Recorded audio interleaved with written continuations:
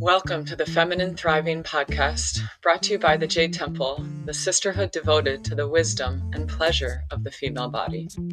We are your hosts, Tamara Klemick and Hilary Kimball, and we are excited to journey with you as we share all about how to move from surviving to thriving in a female body. Thriving for us means you feel a sense of safety in your own body, that you are dripping with sensuality and aliveness, that you're experiencing pleasure and orgasms that connect you to your own divinity, and you feel confident, powerful, and abundant walking this planet with a badass community of sisters by your side. Oh, and we welcome the mess, the mud, the chaos, and embrace all that it is to be a woman. There will be solo episodes, episodes with both of us, and episodes with other smart, wise, funny, and sexy women, and maybe even men, to share their embodied wisdom with us. We acknowledge our sharing on this podcast comes from the experiences and viewpoints of us, two white, middle-class, cisgendered women. If we ever say anything that causes harm to you or your experience on the planet, please share with us so that we can continue to grow, learn, and bring new perspectives also to this space. So, without further ado, let's drop into today's juicy episode. So, welcome back, everyone, to Feminine Thriving Podcast. I am really excited to be here today with a sister from the island, Veronika. Thank you. Thank you for having me. You're so welcome. Thank you for being here. Veronika and I have just been on a journey in Yoni Initiation. We've just come out of 4 days of Yoni Initiation. We finished on Sunday nights, Thursday. We're recording. So we've had a few days to rest and integrate. I'm going to share a little bit of detail around Veronika's experience of Yoni Initiation and just dig into, of course, feminine thriving and what that means and all the juiciness of Yoni Initiation, Jade Temple, all of the empowerment work that we're doing. So, just to introduce Veronika, she is a Reiki master. She is a Tantra facilitator, and she organizes Tantra retreats on the island here, and then also a retreat that's very popular here on the island called Tantra from the Heart. And they take this retreat also around the world into other parts of the world at times. Yes. I come back from a European trip recently. Right. Yeah. And just another amazing, kind, beautiful, wise, embodied sister on the island. So I'm really happy to be sitting here with you, with Veronika today. Just unpack, chat, see what wants to flow. We never really know what's going to No. podcasts. I guess that's the feminine. Yeah, exactly. So thank you for being here. Thank you. Yeah, I really enjoy just also spending time with you and just unpacking together and exploring together. Yeah.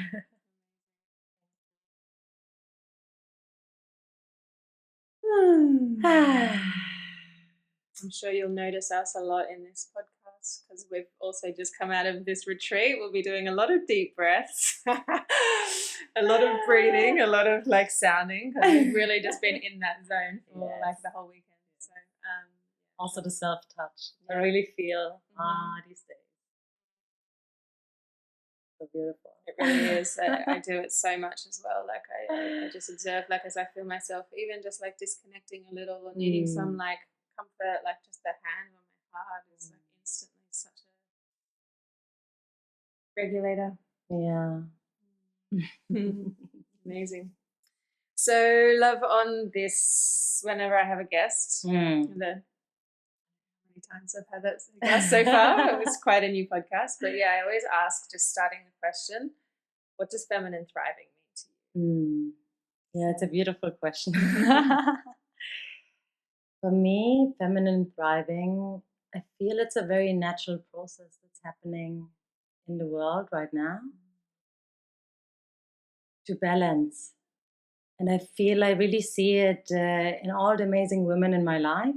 I see so many powerful, beautiful women on their paths really thriving, stepping back into their power.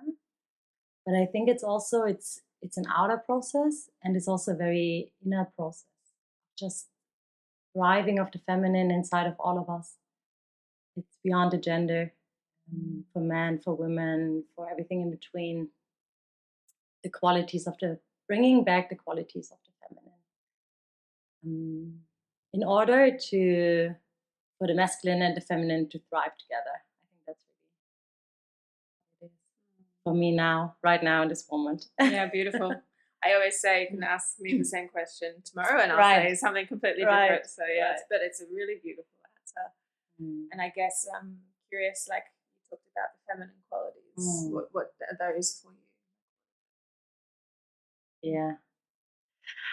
I think for me right now, it's really about receiving, surrendering, allowing the flow to what you said also. No, you can ask me today and you can ask me tomorrow and I will always change. The wildness, the expression also, and also the nurturing aspect and the connection aspect. I think the feminine is really sees the web of life, and the interdependency that we're all connected. I think that's like, for me right now, I feel like the most prominent feminine quality. Yeah, beautiful. I actually, when I sat with this name, Feminine Thriving, like, I don't know, it was with me for a couple of years actually before properly launching this podcast. And for me, that was a big part of, like, the word thriving for me comes from nature. Like, it really is, like, it's not something we use so much in, like, day-to-day life as humans. Like, I maybe a bit more now, but yeah, for me it was like, okay, so what's when nature's thriving, when nature is like full and abundant and juicy and all of these things, and it is this interconnectedness that everything is like working together, and it's like not that one thing is taking over, but there's harmony and balance and interconnectedness, and that's really for me what like thriving in nature is, and also part of the feminine. So it's beautiful to put that as And thriving feels very, it's a natural process. It's not something you can force. Like if you really thrive in your life, you've probably done some things right, but it's something that it takes you, I feel. And that's the same with nature, I feel like. It just takes itself almost. Yeah, for sure. Yeah, and there's like for me, and also an element. Yeah, there's like a abundance and juiciness and like fertility, and it's definitely for me. Yeah, also a connection to our sexual energy and the juiciness that is alive in that. Yeah, the ever unfolding creation. I love the name. It's an amazing name. Thank you. So beautiful. Yeah, I'm just curious, is there anything in that you feel like you would want to unpack a little more?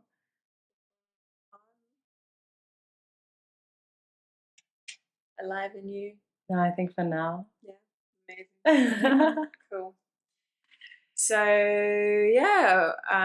one of the reasons that I asked Veronika to come on here was because we have just completed Yoni Initiation, and I think that sometimes I think other people are even better talking about like what are the benefits and what are the things, or what's the transformation, what did I experience, because after you've been doing it, several times or for quite a few times in a row, or doing the work for quite a long time, it can actually get a little bit lost on even us as like what the nuggets of gold are, and also they're different for everyone. So just thought it would be a beautiful conversation straight out the back of Yoni Initiation to catch up. So I guess my first question is, like, overall, what do you feel like the shift has been, or the greatest shift has been within you, that you're observing even as you come out into this week? I shared like a tiny little bit when we just met. I think the biggest shift is definitely being even more in my body, and also feeling even more vulnerable in a very beautiful way. I feel very open these days. I feel I do see, you know, like in the integration, there's like this sometimes the contraction, and definitely some things are coming up and some patterns that I see that I've been working on. But I feel like it's easier for me to address, and I really find myself sharing more deep levels of myself in conversations with friends, in connections, which is something for me that's not so easy always. It doesn't come so easy for me to really show myself, and especially with parts of myself where I feel like, oh, you know, there's like this perfectionism of, oh, it should be already like this, or I should have figured it out. It's like, no, I really don't know. And it's okay to not know. So this is really the impact. And I felt it already also during the initiation. We had 2 days that were a bit shorter. And on one day in the evening, I was meeting with friends and we were singing. My friends were then all singing also on stage. And I was too shy. And then I shared with them also like, hey, it's really, like I'm struggling with it and I want to do it, but I cannot. And just being very honest with what's going on. Yeah.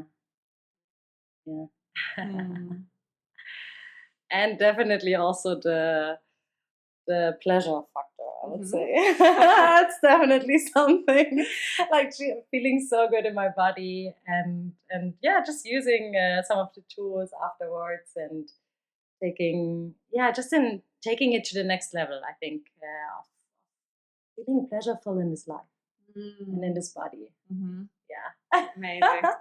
Yeah, for anyone who's not watching the video on YouTube, there's a lot of self-touch and movement in the body and juiciness going on. Yeah, that's super beautiful. And what do you think was the key, or one of the keys to, particularly with the first thing that you shared? Of course, we'll come back to pleasure because it's my favorite topic. But in terms of like, accessing this vulnerability or accessing this ability to be a little bit more authentic and speak, what do you think were some of the keys that contributed to that? Yeah, I definitely think the group process, it's so powerful for me. I love group process because I feel it's not just me doing the work, but it's all of us together. And there were many beautiful sharings, and they were very authentic sharings. And I think for me, there's like still some core belief of not being good enough or not being. Yeah, I shared it also in one of the sharings. Like, it's not so important what I have to say or these things. That's why I'm using opportunities to actually share my voice. But there were many beautiful sharings of different sisters and women sharing so authentically and beautifully their struggles, their challenges, their limiting self-beliefs, their dreams. And I think it's just something we can practice together. And the more we practice, and especially for me, then I see someone sharing and I'm like, I think even more beautiful of them now that I know what you're struggling or what you're going through. So I try to bring that back to myself and be like, okay, if I really share authentically from my heart, it just allows other people to see me more, and they will not think less. They will probably think, or what, it doesn't even matter what someone else thinks, but it will bring me closer to connection. And that's actually what I want in my life, like just to deepen my connections more and more. Yeah. So I think really the transmission from other sisters was a big part of it.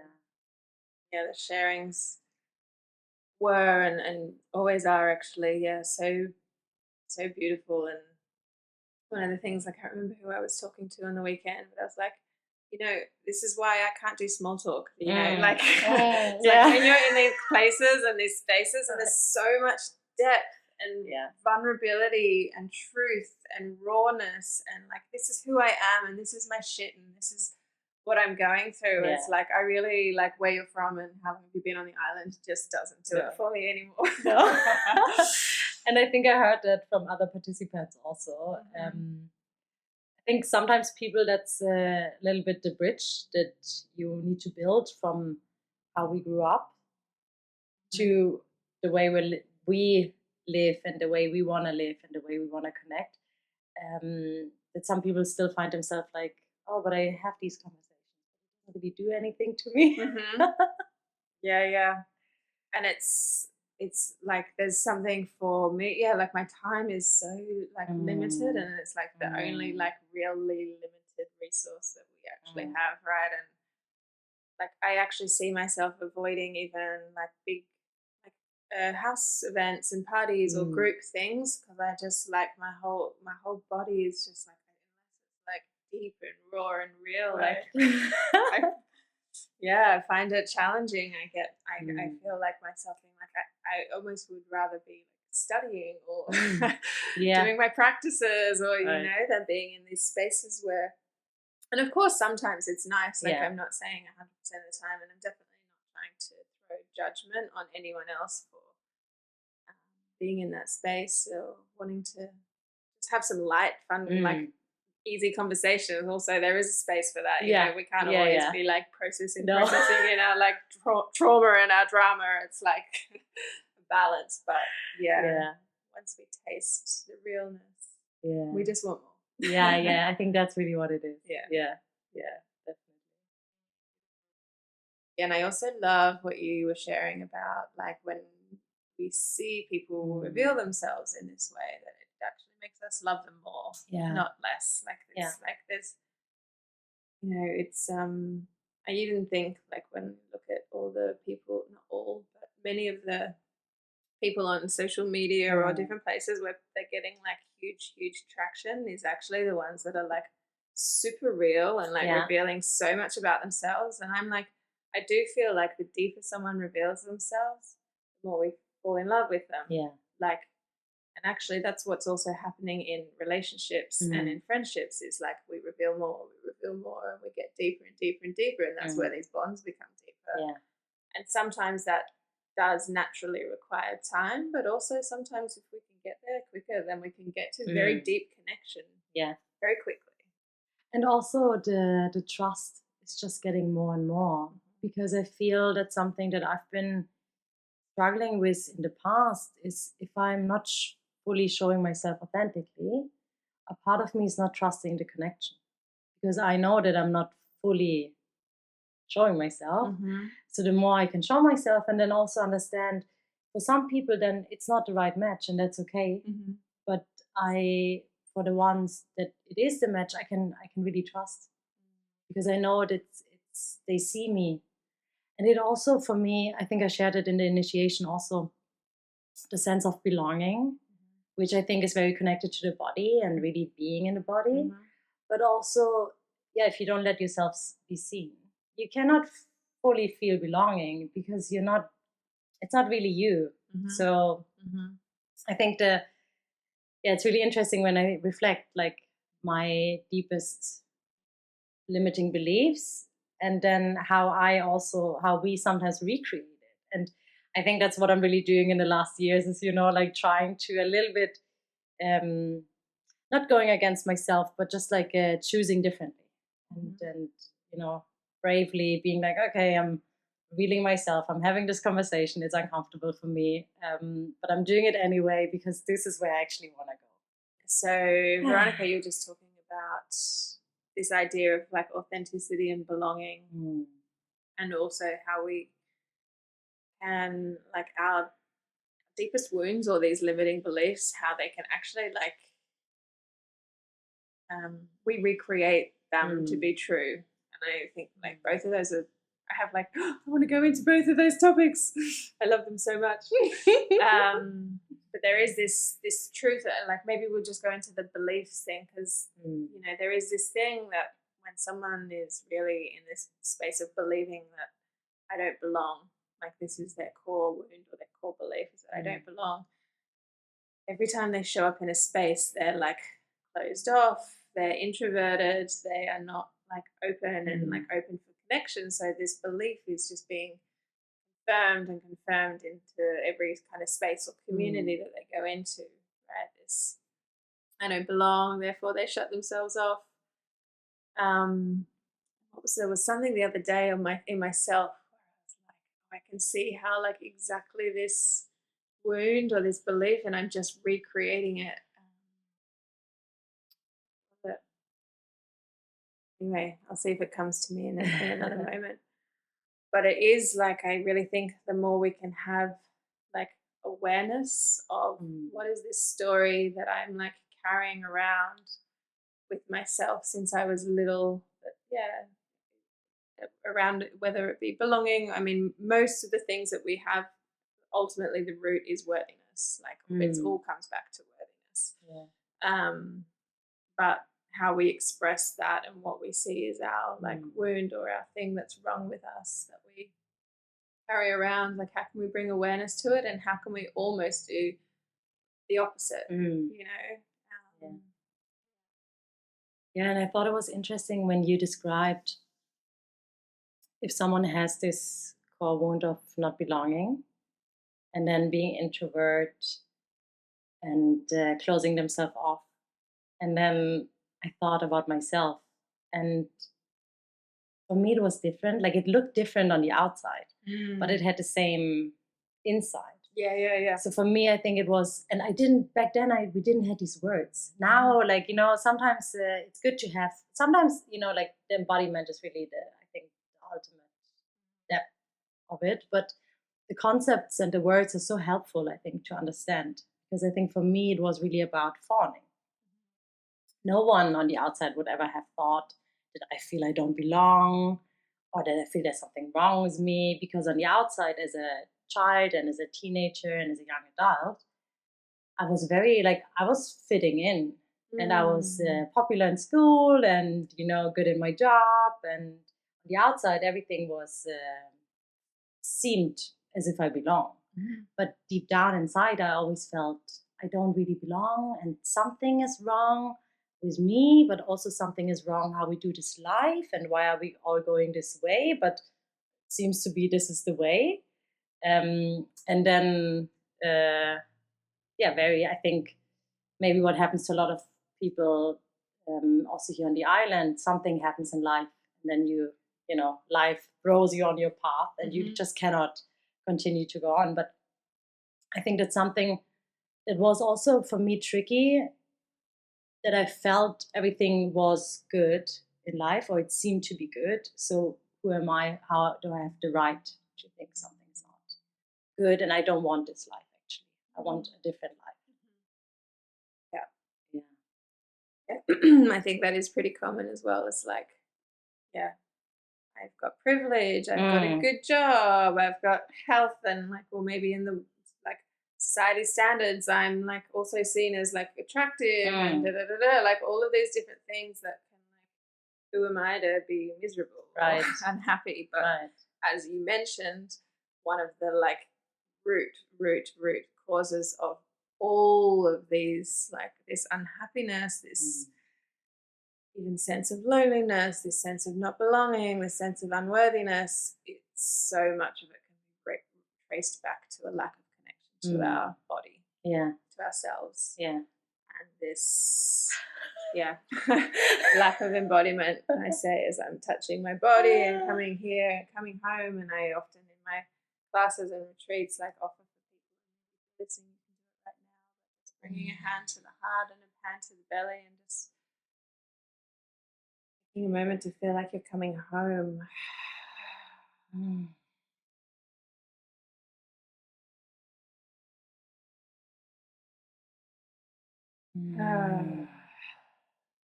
This is ultimately what we are craving so deeply. So deeply.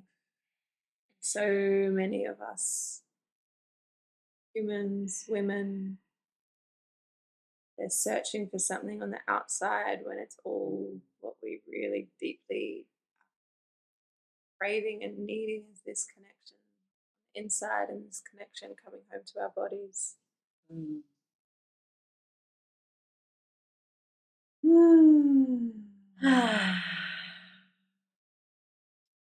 And of course, that's not to dismiss the deep human need for connection with others, but even that connection with others can't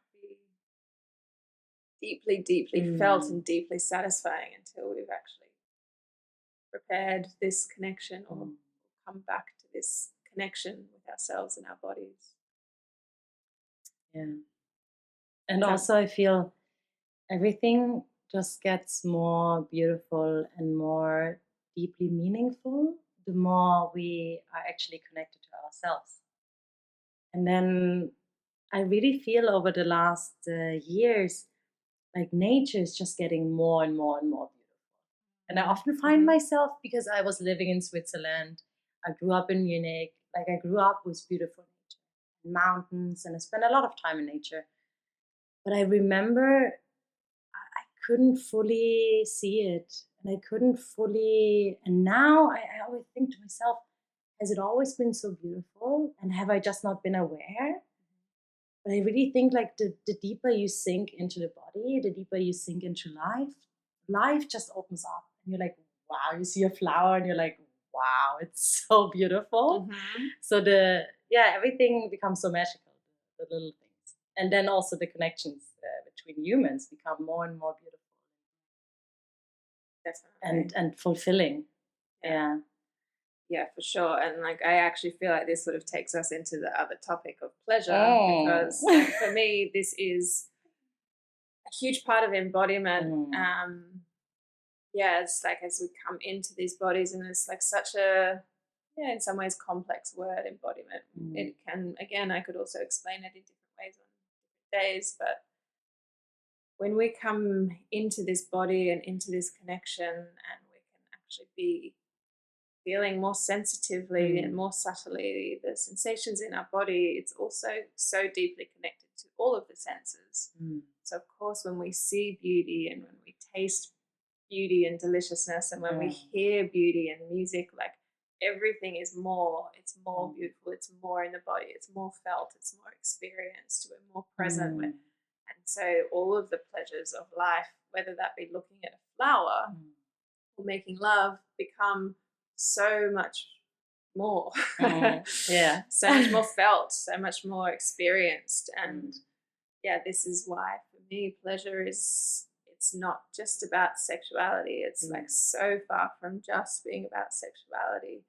It's so much more about experiencing life fully and all of the beauty of life and all of the simple beauty and the delicious. Like we're so lucky. I don't know if you've ever heard me talk about it, but I call this a pleasure suit.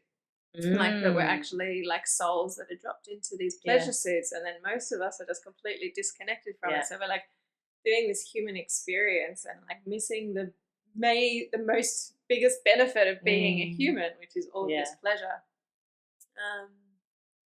And of course one of the reasons that we avoid that so deeply is because to access our pleasure we also have to feel our pain. Feel the things that, like, as we feel more, and both ends of the spectrum open up to us. And so we have to also get comfortable in the discomfort, and we have to be able to embrace the sensations in our body when we're also feeling things that are less pleasant. That's one of the reasons that so many people shut off from feeling. And I was just thinking when you were talking, like I already felt like, you talking, your excitement is also so pleasurable. And I remember you were often, when you guided us into different practices, you said like, just feel as if you are dropping in the first time. You're almost like, I don't know how you said it, but almost like you're an alien, you come into the body, and how does it actually feel? And I think that's something, that you can also practice, the awareness actually, how do I actually feel? And how do I actually come into the body? And it's something we can practice. And then, the sensation, I think that's really with all of the emotions and the spectrum. So often, at least for me, there is a little bit of an automatic pattern of shutting down. And something that I'm really working on, and I really realize more and more how it grew into me. It's not even, when people do parts work, it's like, okay, protective part, and it's coming, the wall is coming up, and now you can talk maybe to the protective part, and see what's behind there. But I think for me, oftentimes it goes so automatic, and I'm like disembodied, disconnected. And how can I also stay in that and then slowly drop back in and just understand that it's something that needs time, and something that I almost feel like I grow back into my body for the first time in my life, and it goes deeper and deeper and deeper. And I also think it's something that will never stop. I almost feel like until we die, we hopefully will drop deeper and deeper and deeper into the body. It's not an ending. Yeah, it's not like, okay, now I'm embodied. Yeah, exactly. There's no end goal, like really. It's just like, and that's the same. I mean, it's the same with embodiment, with pleasure, with healing, with all of these things, right? Like, so often it's like, it's not like a point where you're like, okay, right, I'm done. Test, like, like I say that in my retreats as well. Like, I'm also on this path. Like, let's not forget there are times when I'm completely dissociating, or when I'm very reactive, or when I'm not feeling juicy and pleasurable and sexy, or whatever the words are. It's like it's a continuous path. And as you say, like, if you stay on it and you really are like committed, then I think we can get deeper and deeper into the body. And I do believe that pleasure is infinite. I believe that we can expand and expand and expand our capacity for pleasure. And then, of course, maybe we're like also experiencing deeper and deeper experiences of these like less comfortable emotions, but we become so much more comfortable in them. Like, I give me 1 second. I remember even when I separated from my husband, Tamara, a couple of years ago, like being in my hammock actually outside here, and like going into the grief and just like feeling it and diving into it, and like finding the pleasure in it. Like at some point just being like, this is so painful, and then I'm like, no, actually it feels really good, like, and like just diving into it and then being like more and more comfortable with it. And of course, like heartbreak, it fucking hurts. Like it's so painful. And like somehow when we can change our relationship to it, it can also be beautiful and pleasurable in the same moment. So yeah, thank you for sharing. Yeah, I really feel it's about expanding the capacity in our own channel to feel, and also to hold the contradictions. And these days I really feel, oftentimes, when I feel sad or I feel anxious or but I also feel light. I also feel there's a deep inner core that's always whole, that's always there. And I think that's also about embracing all of it and understanding that deep down you're always connected. Always, there is something inside of you that's never been touched by any trauma or anything. And can you feel that? And can you allow the emotion and the sensation and the grief and the heartbreak? And I think heartbreak also, at least also for me, it can really crack you open. And then, the light can come in and the love can come in and life actually can come in. And I think that's actually one of the purpose of heartbreak is actually to crack open. Totally. I definitely agree. And all like challenges in life, it's all these moments of deep transformation. It's like, and I believe as well, this hope or this like softness or lightness is also connected to acceptance. It's just like, okay, this is what is, and I'm not trying to change anything or like wish that someone was different. Like it's like, okay, this is what's present, this is what's here. It's like a deep acceptance which can bring so much lightness. And whenever I'm in these like dark moments or these moments of real challenge and struggle, it's just like, all right, what's coming next? Like I'm in the transformation. I know I'm in the fire, and I can't wait for the next chapter. And like I even this year have had like since April, I would say, like a very challenging year emotionally, and a lot of lack of energy and depression and different things that have been with me. And actually I have recently had a double dengue diagnosis, which explained a lot of it. But even whilst I was in it, I was like, I just know that there's something amazing coming on the other side of this, because this is like we're in the fire transforms us, right? The fire, and it's like when we also are committed to a path of growth, then the fires are also lighter and easier to ride and to stay in, because that we know that it can contribute greatly to us growing and evolving and light and more power. And you kind of know the waves, like you remember, at least for me, I remember more in the darkness, or however we want to call it. I remember like, it's not going to stay like this too shall pass. And I think the power of community and tribe and reflection is really powerful. Like to help each other to remember, this is what you're going through. Okay, you also increasing your capacity to feel, to be orgasmic, and this can help in the moments where, and I feel the moments are there where there's like total doubt and where you don't see it and you don't have it together, you know. And you totally you're like, and this is such a powerful moment sometimes when it happens, when you literally have no capacity and strength to hold anything together. Now I'm just like, just let it go, let it wash over me. Swimming, that's what I was thinking. Swimming.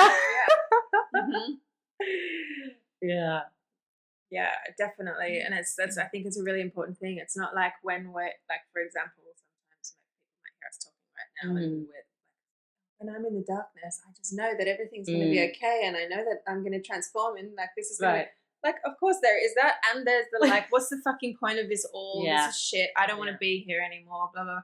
But it's like, how quickly can we bounce out of that? And like also, or maybe it doesn't even need to be quickly, but like just for me, I always like feel like I just get better at witnessing those moments and don't dive into it as deeply. And sometimes I do, and that's also okay. And then like I've got tools to bring myself out of it. And how long do I want to swim in that? Sometimes it also, like, I don't know if you know, like existential kink, if you've read the book and like kind of worked with that concept. But you know, like sometimes also it can be good to just dive. It can feel good, and there's almost like some sick little like kinky pleasure in just being like, I'm in the mess and I'm in the darkness and I'm in the hopelessness and I just want it all to end, and I'm going to stay here and be in my misery for a little bit. And that's also okay, you know.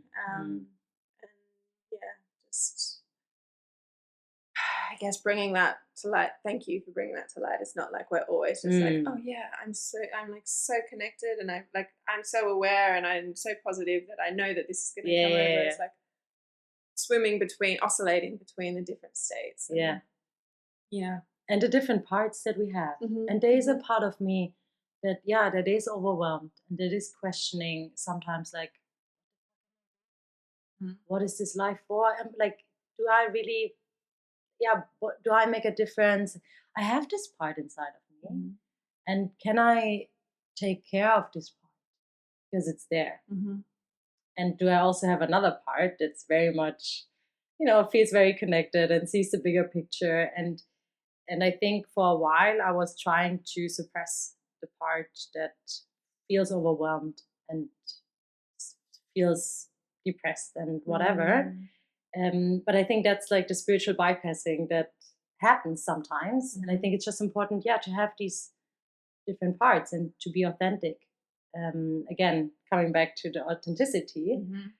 And I think also when, for example, you in the Yoni Initiation as like the main facilitator, you showed yourself very vulnerable and very authentic. And you shared your story. And that allowed us to open up. You're setting the stage in a way, you know. So I think also when we really want to make an impact in the world, again, we have to show different parts. And if I feel that you have it all always figured out, it might be hard for me to really relate to you because I might put you on a pedestal and then like, oh, you know, I'm not there. I know I'm not there. So, but if I think you're there, then it can be hard to really get the transmission from you. Yeah. Thank you for that reflection, and I appreciate it. And I feel like that is one of my gifts. Actually, is like I do this like the way I share myself also online and in my workshops and in my retreats. It's like we're setting an example, and it's like if you want people to come and be real and authentic and vulnerable, then fucking bring it. Like open that. And I think that I'm actually very comfortable in the authenticity. Like I really think that I've made peace with who I am and my parts. And I mean, sometimes I haven't, like as in my processes, like I have a very strong armor, very strong defense mechanism. My fight impulse is very strong, and that for me is something that sometimes I feel deep shame for, and I really like, but I can feel the shame and share it because I know that when I share the shame, it actually dissipates and actually makes me feel better even before I think about the impact for other people, like actually when I share the things that I feel shame for, it loses its charge somehow. But I do really think that that's part of my gift and my mission on the planet is to be able to just like keep sharing more and more and more about the process, because there is no like we've said it already, there is no end goal, there is no state of perfection and pure harmony, and always like unless you've met anyone enlightened like I haven't yet. And I also like sometimes I don't know, I even question if there's like this idea of enlightenment, like what am I like here to master being a human actually, and like I really want to like master, when I say master being a human is like to, what do I mean by that? That's an interesting question.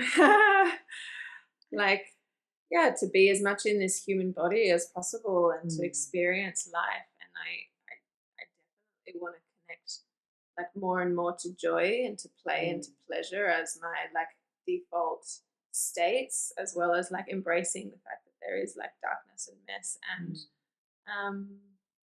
but like kind of recalibrating myself to that and relating, like creating a deep sense of safety. Like for me, so much of this work like we're doing, whether it be embodiment work or healing work, is about creating safety for ourselves to be in this human experience, and safety in relating to others. So I mean, so much of our trauma is relational trauma, right? So and what we so deeply want at the end of the day is this deeper connection, this deep intimacy with other humans. We have so many things that are blocking that, and I know I do. I'm very aware of the things that I have, and I'm aware of the things I'm aware of. I'm sure there's more. You're not aware of the blind spots. No one is. There's always more to go. That's why we have therapists and friends, and lovers and partners. But anyway, I kind of lost track of my thought a little bit, but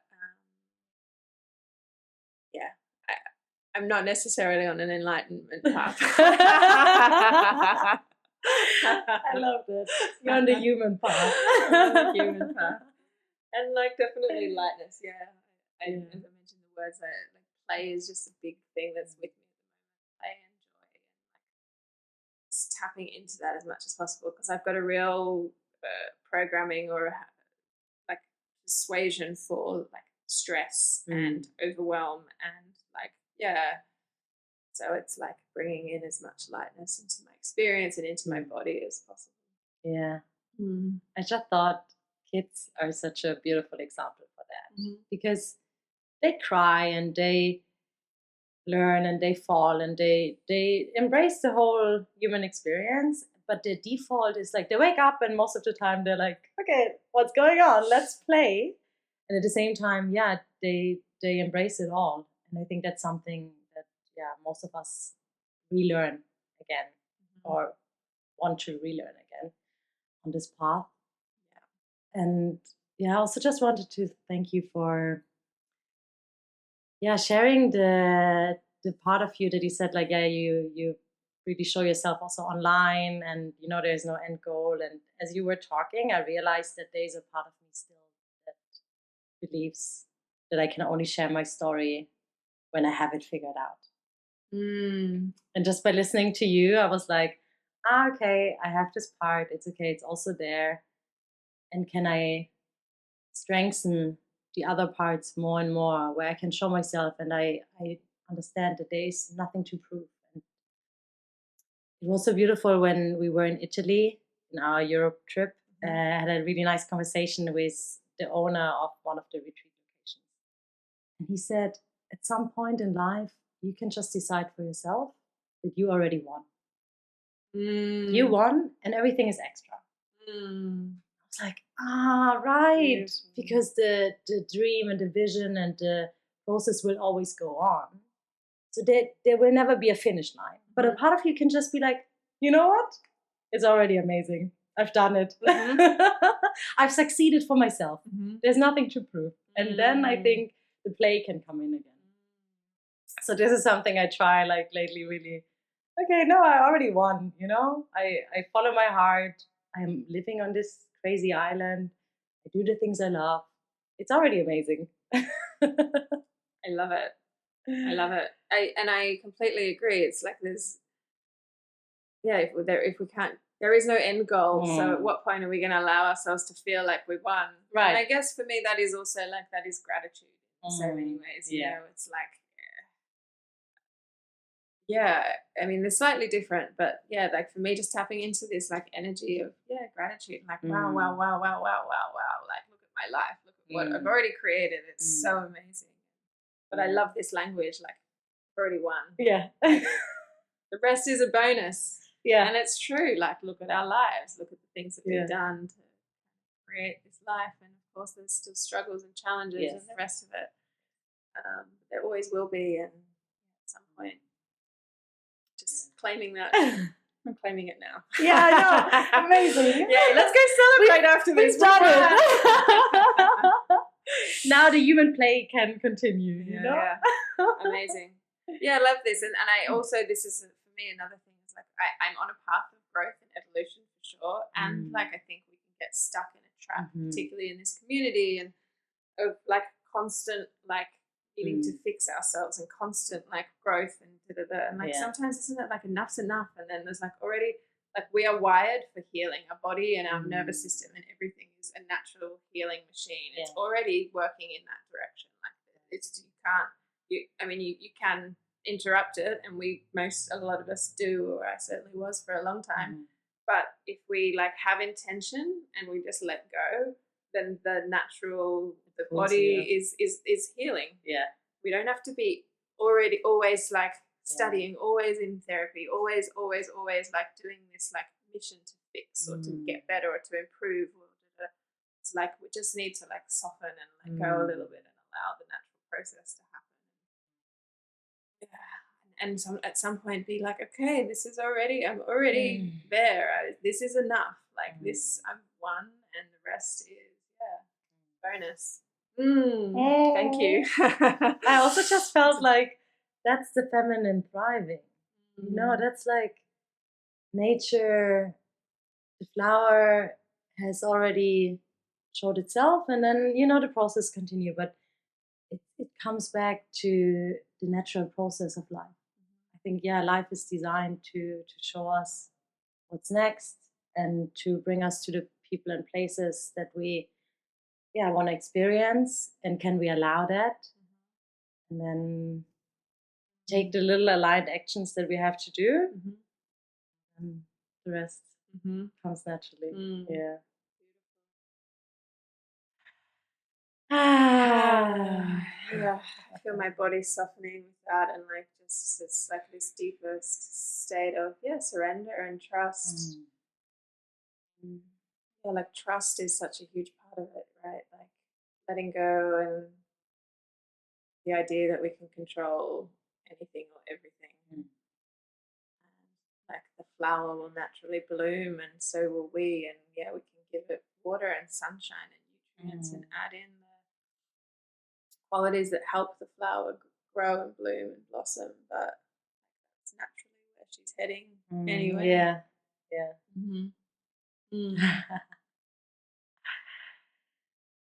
Ah. So yeah, I would love to just like spend a little bit of time before we wrap up, just on anything else that you might want to share about Yoni initiation. Yes. And I would love to be able to, like, when I have some women maybe come and ask questions, it's like say, "Go have a listen to this podcast, Yeah. and see if there's anything." Yeah. So yeah, yeah. Anything that is coming to mind?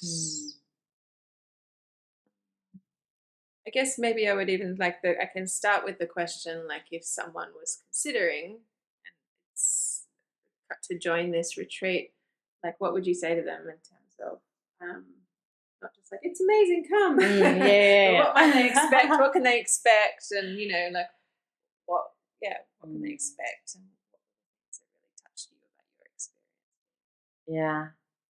Yeah, just when I feel back into it, I'm a very visual person. So for me, like, some pictures are coming up. And I think one thing that was so beautiful for me, like so many things, but the freedom in it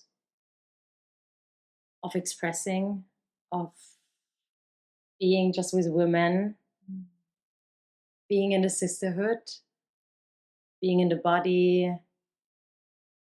For me, the singing was so beautiful. I really felt there was liberation in many ways. And it felt so, the practices that we were doing, but also in the break and just being in the space, the space is so beautifully private and it's in nature. And for all of us to just run around however we wanted to run around, with more clothes or less clothes or whatever, and just being ourselves and really bathing in the connection and healing in connection. Also what you said, like so many of our things that we struggle with, they came in connection, in relation. And you said it many times also in the retreat, like, your things will come up. Like you will get triggered because we are in connection. But being in that connection and then experiencing the safety and experiencing, working through things together also and inspiring each other. And also, I also got beautifully shown, by triggers. Oh, where is parts of myself that I still judge or that I feel like it's too much? Or so having that safe space of women where you can express yourself, where you can liberate yourself, where you can work through things together, where you can share authentically. I felt it was very like an imprint that came back. Yeah. Beautiful. I really love that, this imprint of what it can feel like to be it's safe sisterhood and in connection. Because so many of us as women, particularly, we've been programmed to have threat in our systems around each other, this competition, this comparison, almost this like women are not safe. And we had one beautiful example of a sister that really had that very present in her from the beginning and had by the end like a beautiful transformation in her experience of sisterhood and being in a room full of women. But this word imprint really touched me when you just said that. I actually had a call with someone this morning and we were talking about the imprint of secure attachment. How if our systems don't know that, then we just don't know it. We have never had that experience in that imprint. And I feel like this beautiful word and transmission that you've just shared is like we're getting this imprint of sisterhood, of safety, and sisterhood, of safety around women, of safety to be ourselves, express ourselves, play, use our voice, see our triggers, bring our healing and vulnerabilities to the surface. So beautiful. Thank you.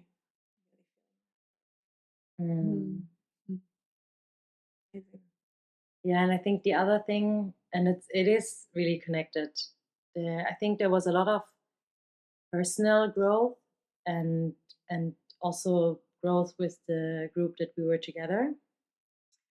And then what I really loved, what's so important for me, is that bringing in the collective and bringing in our ancestors, and especially at some point one day when we were singing together with the intention. I feel like the intention was always in the space, but it was just like even more in the space of like, okay, we're singing for all the women, singing for our mothers, for our grandmothers, but we're also singing for all the women in the world. That touched me so deeply. And there I felt such a gratitude, because also I think for me there is disappointment in the feminine. There is wounding in the feminine. There is parts of me that were lacking in different situations. Maybe the role of the mother, or the role of the wise grandmother, or the role of the tribe, or whatever it is.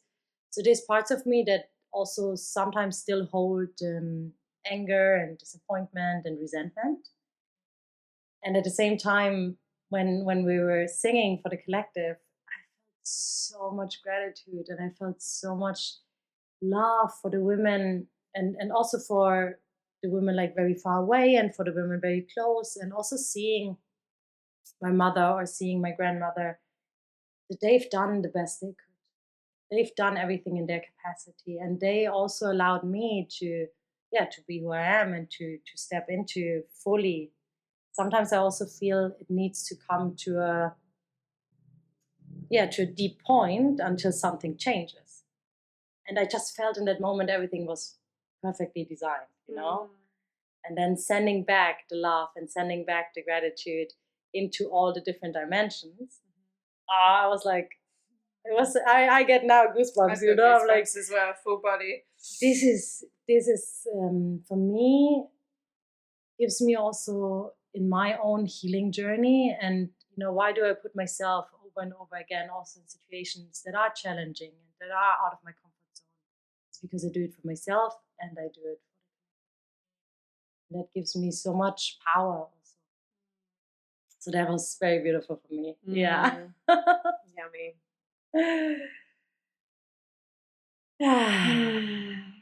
Yeah, I really do love to recognize that for us to sit and do this work, and to be able to be in this space, and it's like it's a huge privilege. It's a huge privilege that not many women on the planet have, to really come together and be doing such deep liberation work. Yeah. And the fact that we can even do it is thanks so much to so much sacrifice and so much challenge from our ancestors, and particularly our female ancestors, right? Who didn't have these freedoms, who have like generations and generations and generations of like real oppression and strong women that like they're so strong to kind of get through the way that they've lived, for us to live. And also we live such a life of luxury and ease, and like so ridiculous in so many ways. Other challenges for sure that we have that they didn't have, but just always be in gratitude for that. And as you said, also the women around the world that are not even close to being able to feel safe enough to, with the idea of that, like they're in survival mode, so even thinking about moving into like exploring their sexuality and coming into it's like it's so far away from like getting their children fed and safe for the night, so just dropping into deep gratitude for the privilege of being able to do this, and therefore it is even more important that we offer that up to the collective than just keeping things for ourselves, because privilege needs to be I believe the whole point of privilege is that we use it then for a greater purpose.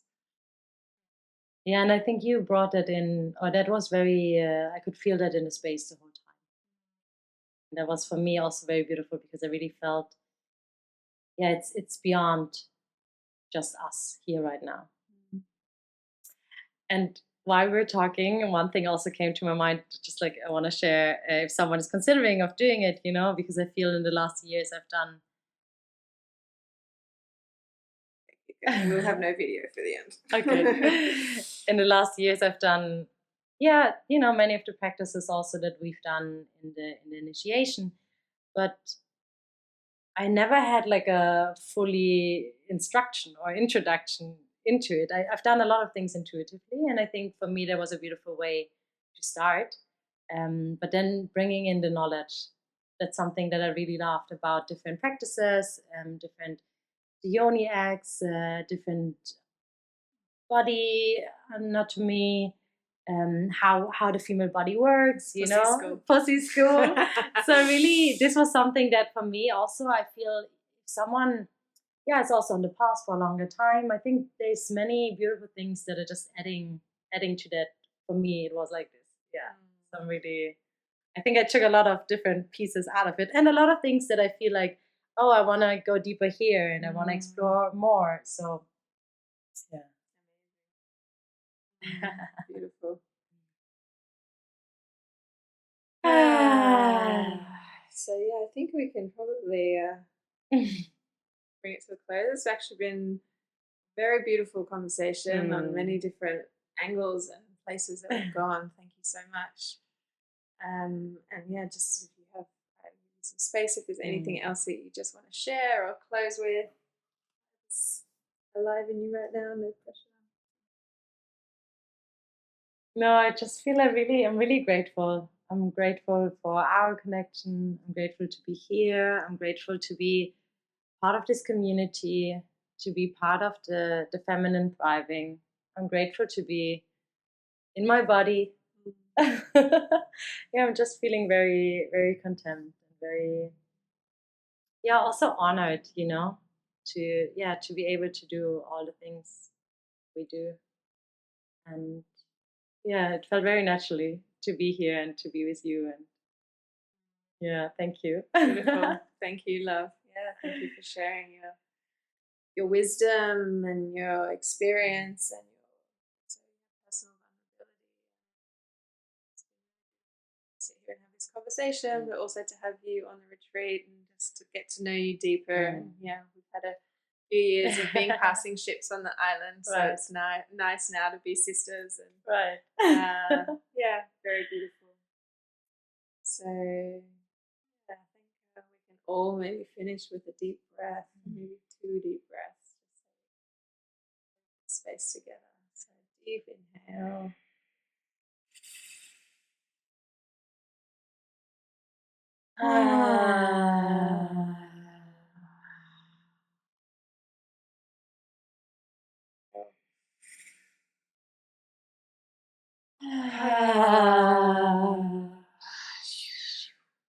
Beautiful. And just before we finish, I just want to invite anyone who's interested in Yoni initiation to check out the retreats.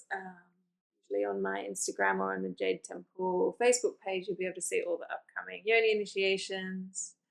And if you're not on Koh Phangan, come and join the Sisterhood as such a beautiful community of women online doing exactly this work. So we are doing feminine embodiment practices, we are doing pleasure practices, and we have community sharing, temple space. So we have like sharing call once a month for 90 minutes, and we also have a community app. So we have Sisterhood in there supporting each other. We also have daily drops, daily inspiration, short practices, and it's really, you can't be here on the island. This is really the next best thing. Come and join us there. It's a very, very beautiful, very beautiful space, and we're just getting started. So come join the Sisterhood.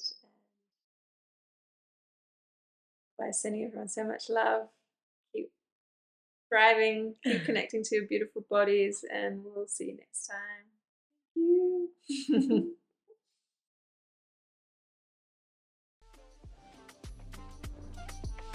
Thank you for listening, sisters. We hope you're feeling expanded after being here with us. If you are, the best way you can support us on this journey of creating free content for this movement is to rate, review, or share this podcast. It would mean so much to us as we try and grow this sisterhood into a global revolution. And if you want to hear all of our latest news, get free practices and tips, and learn about our offerings, sign up for our juicy emails at thejadetemple.com.